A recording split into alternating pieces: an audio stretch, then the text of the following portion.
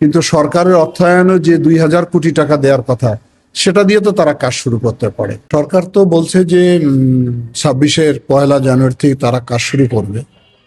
তো আমরা যারা তিস্তা পাড়ের মানুষ, আমরা কিন্তু এই মহা পরিকল্পনার যে মহাযজ্ঞ কাজ তার কোনো নমুনা দেখতে পাচ্ছি না।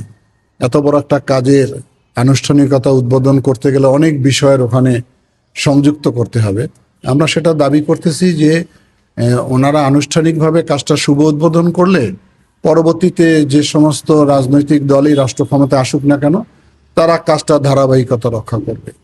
তিস্তা পাড়ে 2 কোটি মানুষের যে আহাজারি, যে দুঃখ বেদনা কষ্ট, সেটা নিয়ে আমরা দীর্ঘদিন আন্দোলন চালিয়ে যাচ্ছি।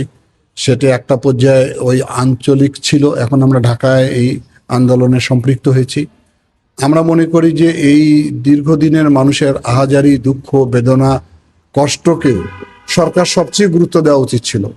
কিন্তু বাংলাদেশের অন্যান্য অঞ্চলে দেখা যায় যে এর চেয়ে অনেক ছোট প্রকল্পে অর্থ বরাদ্দ হচ্ছে, কিন্তু সরকারের অর্থায়নে যে 2000 কোটি টাকা দেওয়ার কথা সেটা দিয়ে তো তারা কাজ শুরু করতে পারে। তারা কাজ শুরু না করার মধ্যে সরকারের মধ্যে মনে হয় কিছু গড়িমসি রয়েছে। আমরা এই গড়িমসি থেকে বের হয়ে অতি সত্বর কাজ শুরু করার দাবি জানাচ্ছি। তা যদি শুরু না করে তাহলে আমরা পুনরায় আরো কঠিন কর্মসূচি দিতে বাধ্য হব।